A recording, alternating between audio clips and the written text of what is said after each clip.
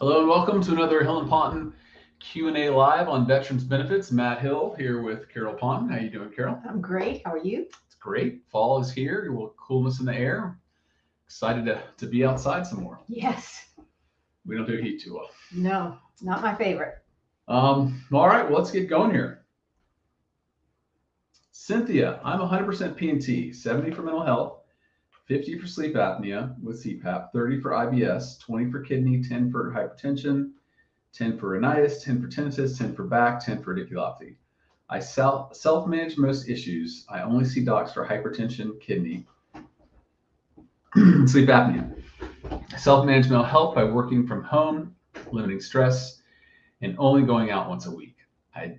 I'm not seeing a psychologist or on mental health meds. Can VA reduce or take away my P&T for not being in active treatment for mental health, since it might look like I've improved by not seeing a psychologist or taking mental health meds? Or reduce me or take away P&T for any other condition that I'm not seeing a doctor for or on meds for? Carol? Oh, the problem is they can always take it away unless you've had the rating for 20 years, and you never know when they're going to do something. So we always ask our vets to continue treatment because you just don't know when that's going to happen. Yeah, and the other way to think about that is if you have an ongoing established treatment with a doctor, nurse practitioner, whatever, you've got notes and they've seen you and you've kind of consistently told them what you're doing. If you don't have any of that, it's not necessarily bad, but the one piece of medical evidence you're going to have is the C&P exam. And that's just the game of roulette. Are you going to get an honest person, or are you going to get somebody who's going to take down the notes that you're actually telling them? Are they just going to check a bunch of boxes and the boxes don't correlate to what's really going on with you? So the keeping they're not going to seek you out because you're not keeping regular medical appointments for all those issues. But if they do review you, you don't have a lot to counter whatever you're going to get for C&P exam. Right. Plus, things can get worse, and you need to know that. Yeah. Kidney disease. Yeah, that's true. No. Kelly Girl, 1 of 3, granted hypertension effective January 12, 2024, then filed cardiomyopathy with LVAD and ED secondary to hypertension with nexus, granted 25 of August 25th, date of filing. Should cardio ED be granted the same date as the hypertension? Since both were filed earlier, cardio in 2010, ED in 2008, and denied at least 10 times due to no connection. Should I go back to the original filing date of 10 or 2008, already receiving ANA for PTSD, SMCL? VA failed to award SMCK, but later sent Q, no SMC for other disabilities, 50% for sleep apnea, 20% for dissociative disorder, 10% for 3 others, which equals 70 in VA math. Should that be SMC M.2 or higher? What should I do? CAR high level review, go back to the board, ask for advice, advance on docket due to LVAD to sustain life at age 74. Thanks for all that you do. Cardiomyopathy is 100%, and new aid attendance was also sent with DBQ and Nexus. Wow, that's a lot. Yeah, we got to go back. Yeah, we need to go back.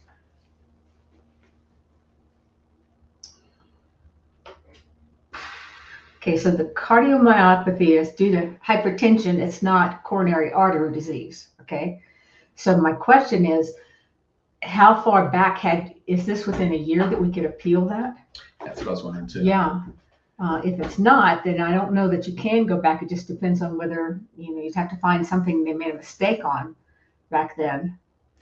I mean, if the evidence was in the record at the time they granted the hypertension, then I agree with Carol that it should go back to that date. As far as getting back to 2010 or 2009, I think 2008 even, you were saying here, I'm not seeing how that would work. Remember, you have to continue appealing. And if you stop appealing, then you always can do supplemental appeals. But if you've stopped appealing, then that claim has died, and you only get benefits starting with the new claim that you filed that was over a year later. So that's why we always say keep that appeal going. And from what you're telling us, I really don't know what the answer is in your case, because you've had a lot of appeals, you said up Right. to 10. So you could be, but I can't really tell you. What's the next one, Nate? What's 2? That's what they're about. You see, you filed in 2010, 2008 and denied 10 times. So that's what we don't know. We don't know, is this a pending appeal or did it die? Next one. PTSD. Okay, so if you only have PTSD, and then you have 50% for sleep apnea, 20 for your back. Well, remember, what was the PTSD and the aid and attendance only for what was the 100% we got for told in the last PTSD. slide? So these we can count. So you're half a step with the sleep apnea, 20, 20, 10. So we're probably another, so that's up to M, which equals, so that should be M. I don't know how you're getting M and a half, because the only disabilities I'm seeing, we have a heart too though, right? Yeah, I thought a heart was 100. And Yeah, go to the very last part of this question. Yeah.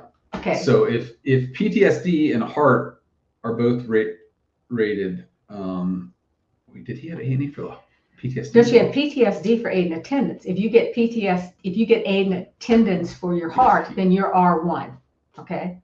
But meanwhile, if you're trying to add those, so you go from L to M, M and a half, N. So that's where you would be right now with 100% for your heart. Sleep apnea is the other half, M and a half, and then you've got the back, which gets you to N. I think that's all that I can see there. Remember, O is an automatic R1. So that's why that extra step is so important. The A&A, which right. But if you have A&A, you automatically get R1. Right. So if you get A&A for independently for the heart and for the PTSD, then you're going two up to separate reasons. Then you go up. You don't get any half bumps after R. Right. But yeah, this is good. Okay, and I'm supposed to say, coordinate. If you like what you see, please click yes. I never do that, and I get in trouble every time. Yes. Okay? No, click like. something. Click like. Next question. Kilo Niner Bravo Bravo. Hi, if a 65-year-old vet recently rated 100% P&T but still has some other pending claims with exams about to be scheduled, should he go to the exams or cancel them? Thanks for all that you do. Okay, are we going to fight over this one? I mean, I just think it depends. We don't have enough information. Yeah, that's the problem. See, if they're for 2 scars, get rid of them. It's for unless your nose is missing or something. But if you think you can get up the SMC ladder, go for it. Okay. I don't really know what the basis of the 100% permanent total is. I don't know if these are totally different, not related. I don't know enough to answer your question. So if you can make it a little clearer, I'd love to answer it. I served, I deserved. Oh, my favorite person. God. Here we go. She'd forgotten about that, people. My VA psychologist diagnosed me with PTSD due to MST. She did not say the magic words as Lisa's likely as not, but said it in her own words. Will the VA construe her own words as the same? I forgot to mention, my psychologist indicated aforementioned in a nexus letter. Sorry for not mentioning that in my previous question. We're jaded. We don't see the VA do the right things a lot of times, but that doesn't mean they won't. And the only way you can find out is going through and getting the decision.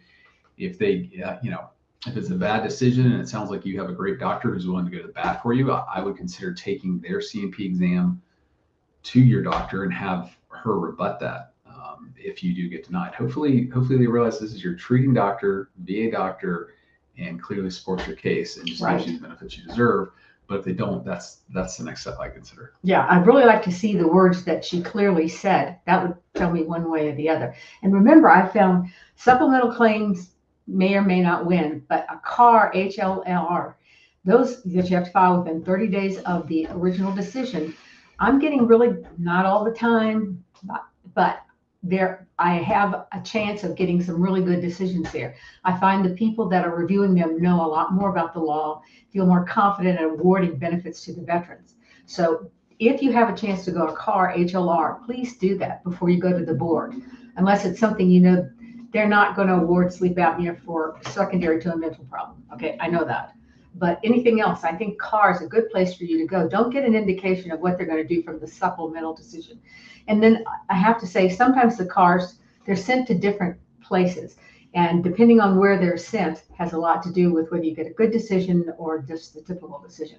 But those are really worth your time.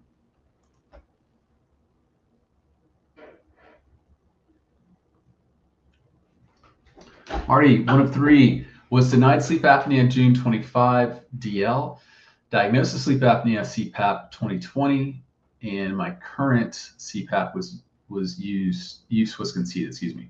25 years plus active duty Army career, ended in 2000. Went for HLR because of nurse practitioner's 3 DBQs from her C&P said a nexus exists for sleep apnea secondary PTSD with weight gain and intermittent step as an intermittent step, and she had 2 medical literature citations. Just received a decision, really a non-decision letter from HLR saying they found a duty to assist error, and I'll be scheduled for a C&P exam. Thoughts that they should make the decision based on existing evidence? Do I just go to C&P and hope for the best? Any thoughts? I also had a buddy statement directly connecting snoring, etc. This is them being lazy. I agree with you, and it frustrates me to no end. They could have granted the benefits there, but instead they just threw it back for another loop. You probably will be getting a new C&P examiner. I don't know, Carol, what would you do here? Well, I think you definitely go. And remember, what I just said is you're probably not going to get it secondary to PTSD.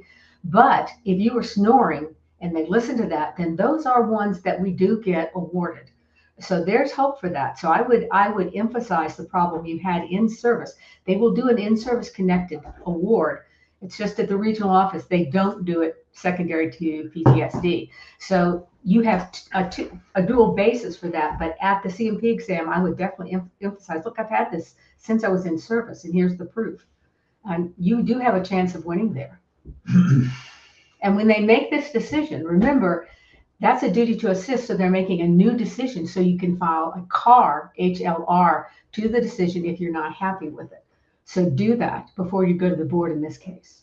I would also take that buddy statement to the C&P exam. Mm-hmm. You know, we don't want to assume that the regional office actually sent that like they should. I'd just take it and say, hey, look, I want you to also consider this. Which I've already submitted. Right. I was diagnosed with lumbar spondylosis while serving, and it's noted in my military records. I injured my back at 13 after falling off a horse, but I was totally physically sound at entry of military. How can the VA deny my claim as an exacerbation if I explain this in my claim and it's noted in my military records as a lumbar sprain? How can the VA do most of what they do? This is typical. Trying to deny you and get you to go away. The BVA is your best place on this. The VA doesn't they don't follow the law on pre-existing versus presumption of soundness. Mm-hmm. They don't get it. So you're going to have to go to the BVA. Don't waste your time at the regional office. Lonnie, good to see you. I realized a BVA hearing is the longest route. What's the latest on movement in hearing lane with a waived hearing?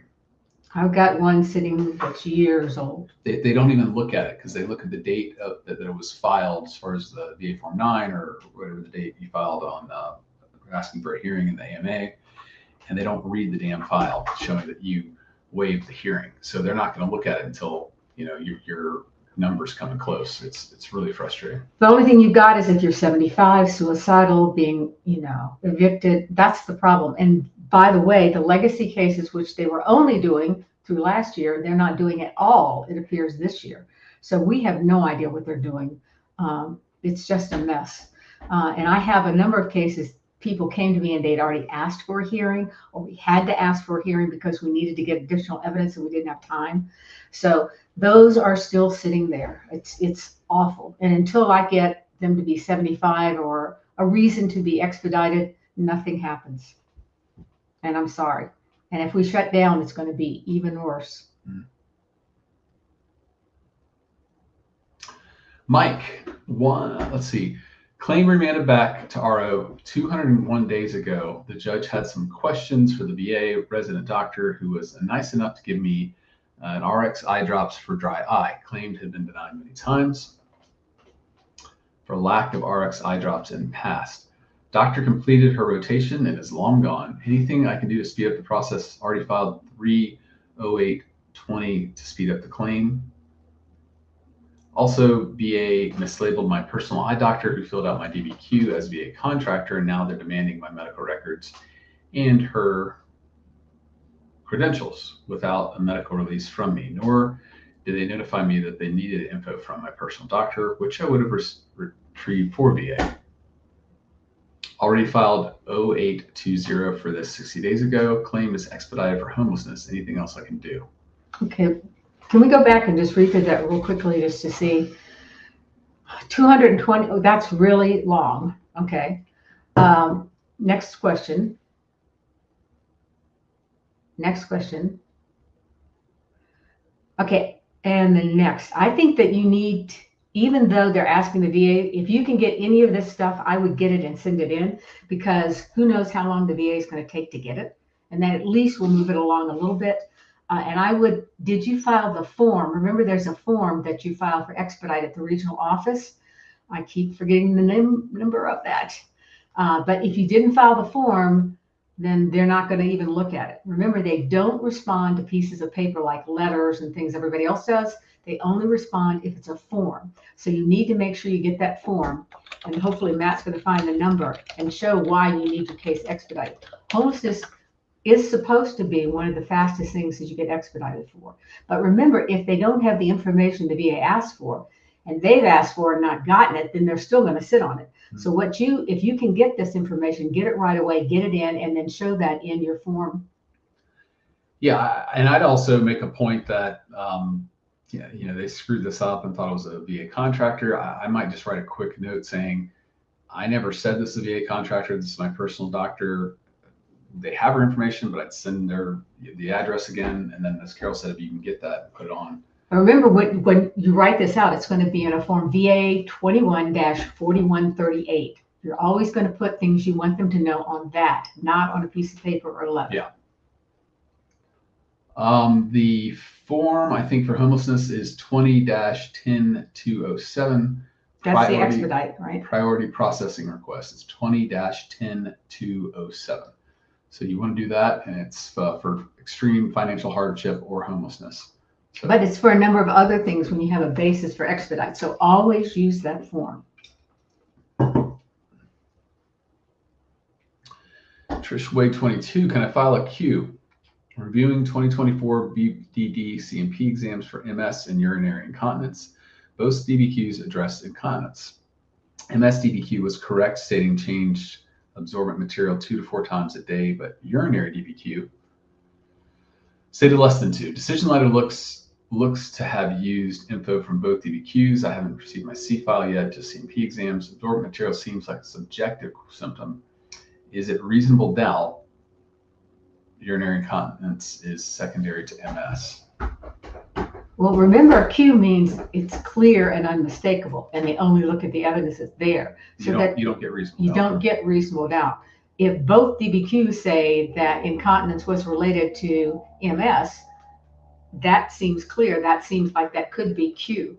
If there's a difference in what they talk about, how many times you have to change pads or things like that, that's not Q.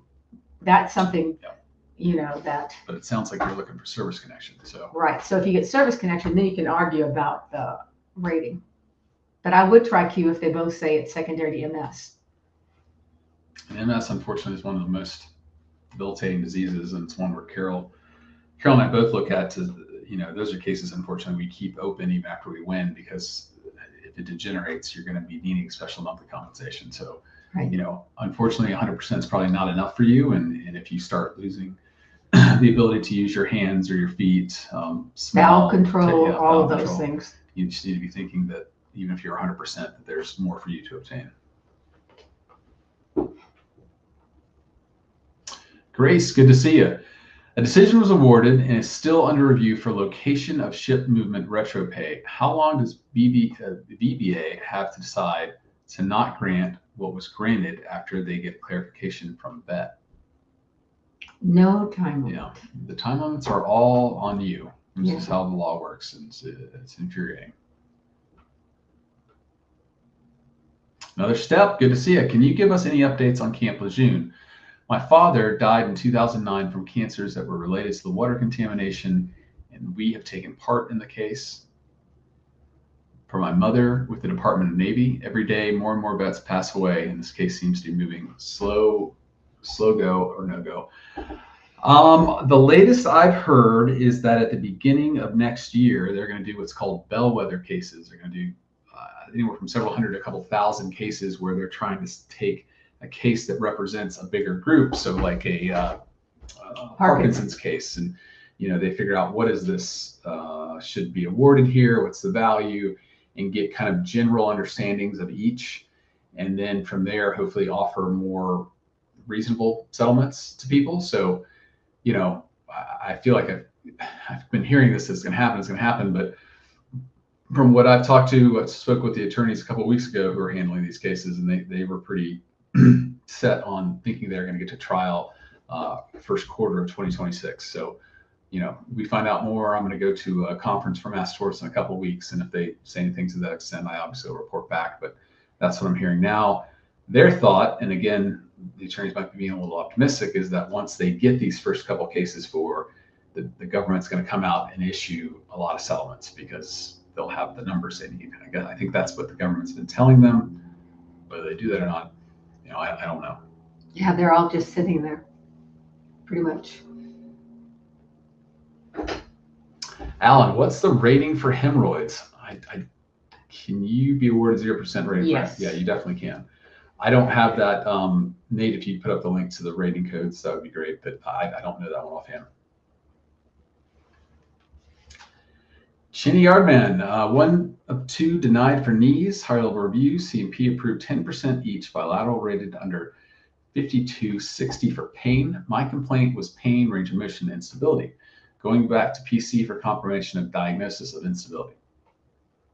Submitting supplemental for instability under 5060. Do you think VA will separate the ratings to include the 5060?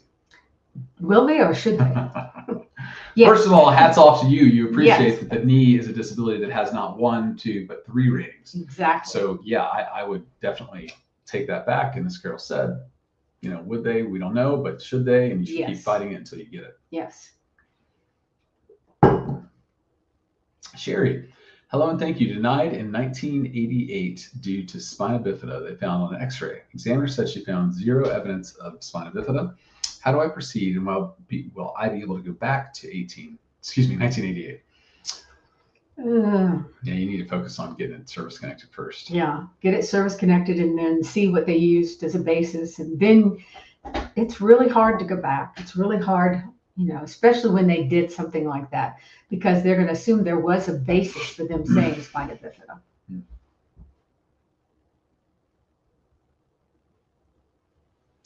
Sherman got 100%, but now want to reduce my onychomycosis 60 to 0. Do I do a supplemental claim, or how do I proceed? It's not a supplemental, because if they're proposing to reduce, what you want to do is fight that proposal. Right. So you want to respond to whatever letter you got saying they're proposing to reduce based on the length of time you've had the rating and the current symptoms or any new C&P exam. That's the evidence you want to use. And you want to make sure that that evidence reflects a substantial or a material change to your day-to-day life. So C&P exam says, this problem's totally gone. Here's an example of it. Great, but they need to show how that affects your day-to-day life, not just that 1 or 2 symptoms have disappeared. So once you've had the rating for 5 years, then it's harder. It's supposed to, the law says it's harder for them to reduce it. And what they have to show is there has been improvement, significant improvement. And one C&P exam does not usually show that, but the VA does not follow the law. This is a big problem we have with them. So you, as Matt says, you want to go to your doctor, show you still have the problem, and then, and also appeal. I've gotten, I don't know how many of these, especially the first of the year with the new administration, it was just constant. They pretty much slacked off doing this. So it's now they're doing it, but not over the top like they were, because they lost everyone. So remember, you may lose because you don't know what the law is, but if you get good evidence in and you appeal it, you'll keep it. Okay. Don't give up on that, because we got everyone back that they either severed or lowered. The person, remember, the initial people doing the decision are not the ones who have been there the longest, usually not well trained, and they don't necessarily know what they do. Sometimes even the people at the car level, the board understands and they will put it back. I'm still getting things reestablished that were taken away at the first of the year. Okay. Mike, I know they're giving people extra time for the claims during COVID. I had a gap of 7 months from September 20 until April 21. Do you know how I could apply for that to fill in the gap? Will you take a case for 2 or 3 years of back pay? We take cases just based on the severity and the complexity of the cases. Go 1 year, go 3 years, and go 20 years. Carol. And the ability to take them. I mean, we love to take cases, but we try to only take the ones where we can handle. If we get too many, like after the first early part of the month, I get filled up on the cases that I allow myself to take for a month. And so just because we don't take your case doesn't mean that we don't believe in it. It means we want to make sure that a good job is done. And if I have too many cases, I can't do that. And then we do have people that we refer you to, because we found over the years, if we can't take them, we wanted to find people that could take them for you and do a good job. So don't worry about that part. So go back to the first. You cannot use CAR if the award was in May 25. Unfortunately, they're pretty strict. 30 days. You have 30 days from the date of the decision, the notice of award, in order to file that CAR HLR. I think it's worth writing on here in a higher level review to say the gap during the 7 months was due to COVID. If you have a more explicit reason due to COVID, then I'd put it, but otherwise try it. Yeah, that's, there haven't been a lot of those, so we don't, and most of those were not our cases, so we don't really know. Right. Another step, I filed for rhinitis and sinusitis. Service connected for rhinitis at 0%. My medical evidence was multiple visits to the ENT for related issues, including a CT exam. I was denied for sinusitis because I did not have a proper diagnosis. I did not file for these under the PACT Act. I have new evidence from recent medical appointments. Should I file supplemental for both under the PACT Act? Thank you. Well, you already have one service connected in the rhinitis, so you really just want to focus on your sinusitis. And your symptoms of the first one. So it's a 0% rating, so I think you want to focus on getting the rating you deserve, and then I'd file full. So I would say if neither claim is pending and you feel like the 0 is too low, then file a claim for increase there and then a supplemental claim for your sinusitis. And I don't know why. I'm not sure what you mean under PACT Act. The VA is supposed to consider whether it's service connected for whatever reason. So say, I'm not sure why you're saying under PACT Act. If they didn't, then you would file a duty to assist saying that you didn't consider the PACT Act and keep the appeal going. So I'm not really sure about why you're saying you didn't file under PACT Act, unless you filed before the PACT Act. But if you think it's not clear and you have additional things to file, a supplemental is always a good way to go. Although I really like the CAR HLR for things like duty to assist, because they're more likely to give it to you. Or they give it to you faster. And they give it to you faster. Multi-11, would a left or right radiculopathy femoral or left or right radiculopathy sciatica be rated with a bilateral factor calculation? Yes.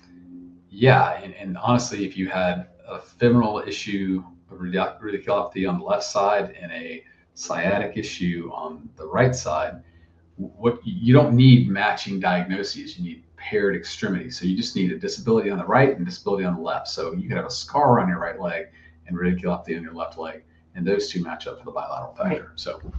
So you're there. Oh, here we are. I don't even know what it's going to be today, guys. She didn't tell me. That's right. I'm on pins and needles. Let's see if it's anger or incision. I don't know. No, it's just advice. A lot of you will call the 800 number for the VA and ask them questions. And I just want you to know how hit or miss this is, what a problem it is. I mean, you can call in 3 times in a row and get different answers 3 times. But let me give you an example of answers that my veterans called. They called and then they called me all upset. The first one said, I'm at 100%. Can I still get my back pay? And they were told, no, you can't. That's so wrong, okay?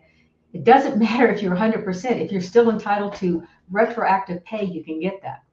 The second person that called me, this has been quite a week, they said, Okay, I have 100% and you're filing for all these other things. Why are you doing that? Because I called the 800 number and they told me I'm never entitled to more than 100%.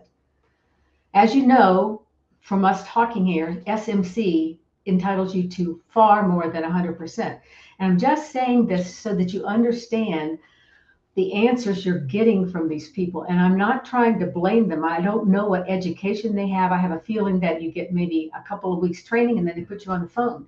So they don't know the answers to so many of these cases.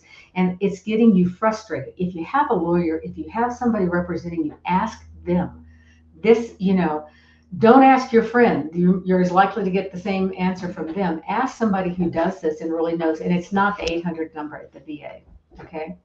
The second thing that I really want to talk about is, we answer questions here, but I really want to know if there are things you want us to cover. If there are things that you think an education, maybe spending 20 minutes talking about something that's important that we never covered. Like before I was talking about dependent benefits or things like that. So I would like in your questions, or maybe you can send just an email saying, could you please cover this, and be pretty specific, because the VA is so complex that we talk about what you want, but there's so many things that I worry that you don't know about that could get you additional benefits. See, wasn't that nice? That was really nice. Really nice. There's none of this. Usually, yeah, none of this. Still early in the week, I guess. All right, that was Carol's Corner. It's that time. Good to see you. How can I get the VA to do my RFE CMP at the VHA I get treated at and not the QTC? I checked VHA and they have availability openings for what I need. What I do is I called the 800 number, told them I wanted my C, and they said they will send a message over. What I do is I have my veterans call the 800 number, but ask for the CMP exam section, and then tell them I want my exam by the VA. And always before, they have honored this. But don't just leave a message. You want to talk to the people. There's a section that sends out your case to be evaluated in a CMP exam, and they're the ones who would take it back and have the VA do it. And remember, the other thing I tell you is I have clients who'll say, this is the third time I've been sent to the same doctor, you shouldn't be going the third time to the same doctor for a CMP exam. If that doctor has not been fair to you in the past, what do you think is going to happen in the future? So you have a right, and they do this. The CMP examiner will do, the company that sets it up, say, I've been to this doctor before. I don't think I had a fair evaluation, and I want a different doctor. Usually they don't give you any problem at all with that. Dan G, left shoulder dislocated many times. Had to do anything repetitive, heavy with right. Hard to do, I guess. Hard to do anything repetitive or heavy with right. So right shoulder arthritis, secondary left shoulder dysfunction. Yes, that happens all the time. You overcompensate. And remember, these are for the VA relatively easy claims. If you have a problem with one shoulder that's service connected, so you overuse that other shoulder, they are very likely to find that is service connected, whether it's the knee, whether it's anything, because they know that's exactly what happens. So always feel free, right hip, left hip, whatever it is, to file for that. It's that time. What VBA does in my decision letter is say I refuse to go to CMP rather than send me to VHA for CMP. So remember, that's why you have to, when you call the CMP section, they write down what you say, so that they know on there that you have called and asked for this, that you didn't just refuse to go. If you don't do that, then there's no record. The second thing you want to do is, I would always, my favorite form, VA 21-4138, I would say in that form, I have asked that I have evaluation by the VA. I understand this is my right. I'm ready, willing, and able to go to the CMP exam. You need to use those words. I'm ready, willing, and able to go to the CMP exam. I'm asking that it be at the VA. That's what you do to protect your case. If you're denied, then you file a duty to assist appeal saying that I asked for this, I told them I was ready, but they inaccurately put down that I said I wouldn't go. Okay. Jay Monk, thank you, Carolyn Mack. Great to see. Absolutely wonderful. Long time, Jay Monk, coming. Great for you. Helen Hill. Hey, Hill. Do I need 2 different MRIs if I'm filing for cervical DD degenerative disc disease, and low back pain. No, often the MRIs will cover the whole back. I mean, if it only covers the neck, that would be unusual. And you just need to have the radiologist speak to both those issues, right? Like when they interpret the. Yeah, they usually do down at the bottom. Yeah.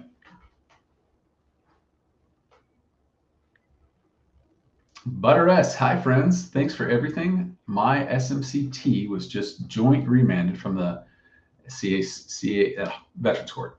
Original judge failed to consider SMCT, but awarded SMCL. Good news. That's great news. That is. Want to hear? Yeah, this is the Alaska case. This, if they grant SMCL, they're essentially saying you need aid in attendance for your TBI. So yeah, there's no option here. You fight this till the end. Will the VA try to screw this up again? Probably, because they're going to owe you another $5,000 a month. So yeah, it's great to see that. Don't let them take it. You've got this. You've got this. This is great. And that's something we're seeing from the BVA judges. They don't, unless you really write it out in front of them, make it really clear, they're just not really educated. I don't know what the word is for SMCT. They'll give you aid in attendance, but they don't realize that you're also entitled to SMCT. So you have to be really specific with them. It's like anything. When they come in, they're educated on certain things. And when new things come up, it sometimes take a while for them to figure out exactly how this works. Andrew, I'm TDIU permanent total. What are the exact differences in disability? I'm not sure, Andrew, what we're going for there. Yeah, I don't understand the question. If you're so the payment is the same as if you were 100%. Permanent total, you get all the same secondary benefits you would get if you were 100% permanent total. Only difference here is the not working requirement. So if you're TDIU, you can't work and earn over $15,000 a year. But if you are 100% scheduler, you can work and make any amount of money. But I'm not sure that was your question. So if it isn't, please ask us more. Richard, I was rated 0 for chronic diarrhea. That is so stupid. Yeah, I mean, if this is a daily problem, that should at least be a 30, if not higher. Right. But you can't say I appeal because your decision was really stupid. Carol's learning. I'd cite the rating and then the facts. Yeah, and then in parentheses, put your stupid. Robert Green, I've been denied for hypertension while on active duty, was diagnosed with hyperlipidemia, yes, and considered high risk for cardiovascular disease. Can the hyperlipidemia be used as an intermediate step to obtain service connection? I'm currently service connected for sleep apnea, diabetes, lumbosacral strain, plus planus and plantar fasciitis. And while I'm thinking about it, remember, sleep apnea can cause hypertension. Yeah. So you definitely want to make sure that they have evaluated that as a basis for service connection. Diabetes can cause hypertension. So you're entitled no matter what the basis is if it gives you service connection. So the fact that diabetes could have caused it, sleep apnea could have caused it, you want to have them evaluate all of those things because they cause hypertension, as well as I'd like to see your medical records from the service to really know what that says. But I see 2 really good bases for hypertension. Remember, you don't care why they give it to you. You just want to get it. Right. Okay. And as Carol said, they have a duty to fully develop your claim to look at all theories of the case. But they don't. And there are great medical articles out there connecting, especially sleep apnea, diabetes as well. So maybe on this one, you want to file a supplemental claim with those articles. Let's see. Have 2 honorable discharges. Last enlistment resulted in BCD, bad conduct discharge. I had foot and knee problems during first 2 enlistments, and it's service documented. Is it possible? Yes, it is. Absolutely. They probably will screw that up, but it is very much so. Yes, you're definitely entitled. And remember, if there's a reason that you get bad conduct, a ton of times people went to Vietnam, they were over in Southwest Asia, they had horrible experiences, PTSD, and there's a reason they had bad conduct. Get that upgraded, okay? And I would do that right away. I know in the last administration they were doing a lot of favorable, they were upgrading a lot of discharges. I I don't know what's going on in this one, but I think you definitely need to file. Well, the regulation just passed, oh gosh, it's probably over a year ago now, that made it not as difficult. Yeah, It's made it easier easier. to get it. And so, but I think kind of what Carol's saying is we saw a shift from VA focusing on the upgrades to severing people's benefits or reducing their. Yeah, so I don't know what's going on there, but I know that they were really giving a lot of upgrades through last year. Nelson, should I be getting a rating for sleep apnea if I have a sleep apnea machine? If it's related to service, yes. If you got to show that the sleep apnea is related to service. If it is, then CPAP is going to give you a 50% rating. So remember, there are a lot of things that can cause sleep apnea. And so you should look to see what are your service connected for, and see, and just Google, can they cause sleep apnea? Okay. Josiah, 2019. Thank you. What happens if PTSD claim was denied, but appeal was not submitted in time? Do I submit a supplemental, or do I start all over with first claim never happened? Which form do I submit? Once you filed a claim for service connection and you've been denied, okay, and you're not in the appeal time, not within a year, then you would file an 0995 because you've already been denied. If you'd never filed a claim for something, that's when you file a 526. But what's confusing is, say you've been given a 30% rating for something, the year to appeal passed, and now you want an increased rating, then you're filing for a 526. And that's where it gets a little confusing, because you're not within the appeal time and you want something that you didn't have before. They have not denied you an increased rating that you've asked for. So remember, if you file for something like service connection and they denied you, 0995. If you're filing for something that they haven't denied you for, like an increased rating, that's 526. So you submit the supplemental. That was the answer to that question. John, I was denied for hip pain due to leg length discrepancy, 3/4 of an inch shorter than the other, and podiatrist recently put in records hip pain was due to difference. In my supplemental, do I request it be dated the original filing date? And if you did not appeal whatever that decision was from the 2021, then I don't think you're going to be able to get it back to them, because you only have a year from the time it was denied. Right. Oh, my panic. MST claim, no evidence. All right. You know, a lot of times it's really funny. No, the words don't go away. But MST, there are lots of ways now to prove that claim.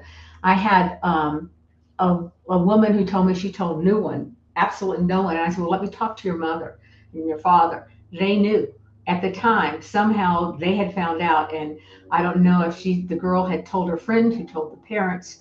But think about it. You need to talk to parents. Did your conduct change? Look in your military service records. That's one of the things the VA now looks at.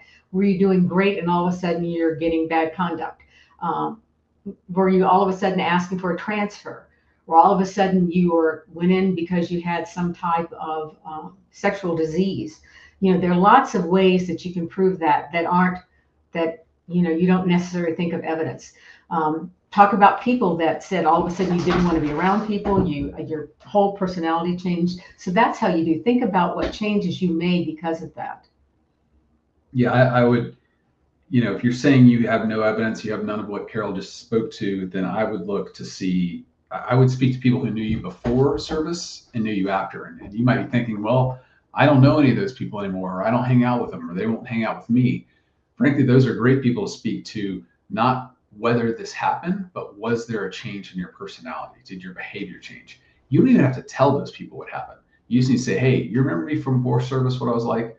And what about now? Do you see any differences? Can you right after service? Yeah, right after service. Yeah. Can you write a description of that? And that's really powerful evidence. And remember, it doesn't have to be friends. It can be cousins. It can be family members. It can be anybody.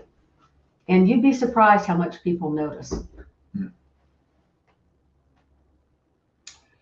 Jaslo 12. I have ITF 2015 Part 2 sleep apnea, was diagnosed in 16, but did another claim in 19, then 2021. Board of Appeals for when would be the effective date? Remember, you had to continue the appeal, and that's what I don't know. So 215 intent to file. Okay, diagnosed in 2016, but when did the decision come out and did you appeal it within a year? Okay, if you continually appealed it, you can go back to 2015. If you didn't, then you're stuck with the last time you actually started a claim.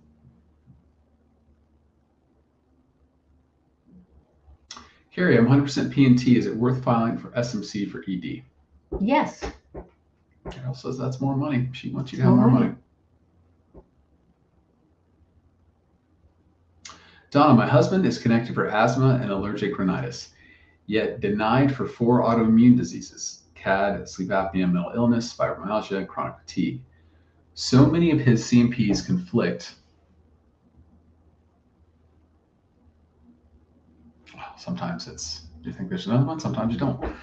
Okay, no other ones here. I'm not sure there's a question or a statement. Okay, so if I were taking this case, it is very likely that somebody who has asthma and allergic rhinitis, but particularly asthma, could have a mental illness, depression, anxiety. I mean, when you can't breathe, you become very anxious. When you don't know if you can go someplace because it may cause an asthma reaction, that's mental. The thing about sleep apnea, remember, is for a breathing problem, remember pyramid, you can't get ratings for all the breathing things. If you can only get it for the most severe. So if you already have 30 or 50% or more for asthma, COPD, sleep apnea may not help you. Sleep apnea is going to give you 50%. Does asthma contribute to getting sleep apnea? You need to look at the medical articles and see.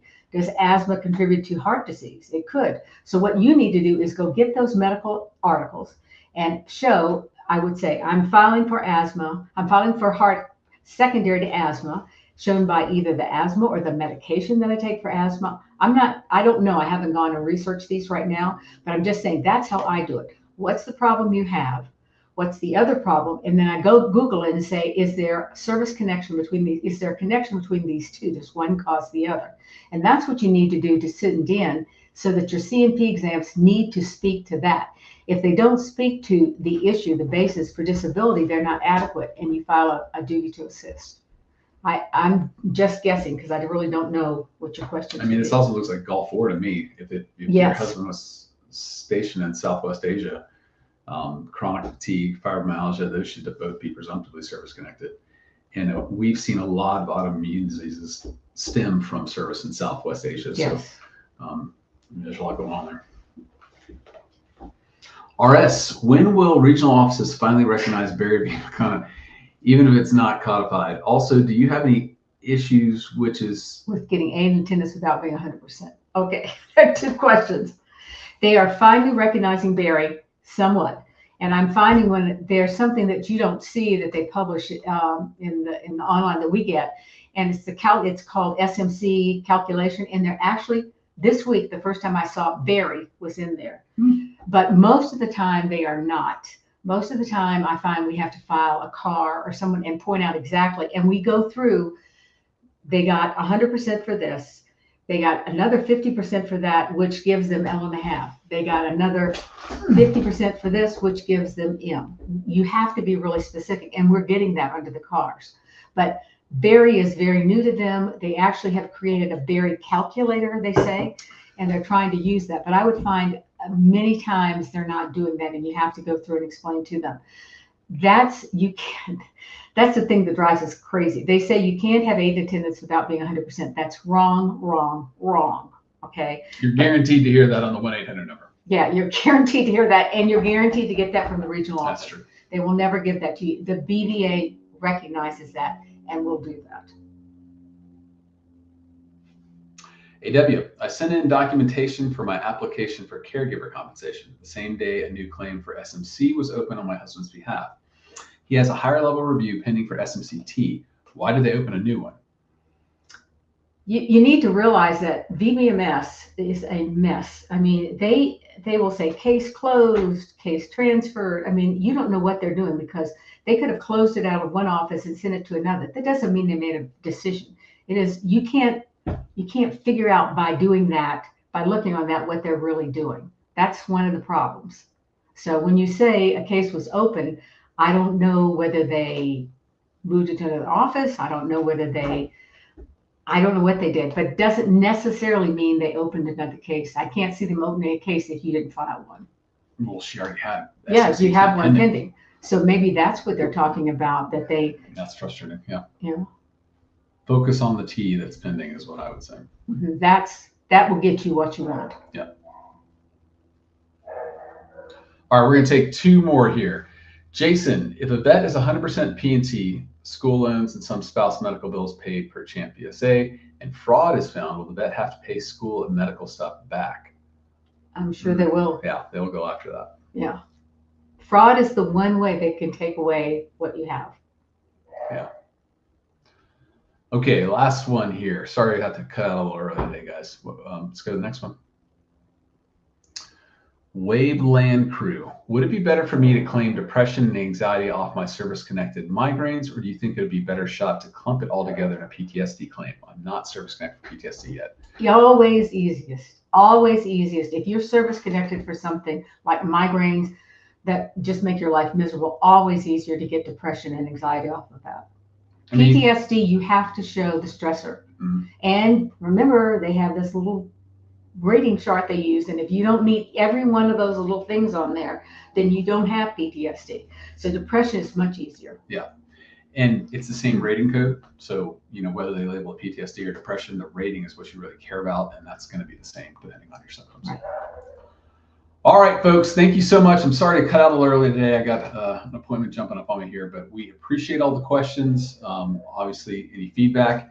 Come in next week. We'd love to hear from you all on what you're hearing from the government shutdown. We will let you know what we see, but there has been very little from the VA that's been released on who all will be furloughed in the VA and who's not. So again, we appreciate the information you give to us, and we obviously will pass on anything we get from you. Till then, hope you have a great week, and we look forward to seeing you later. Bye.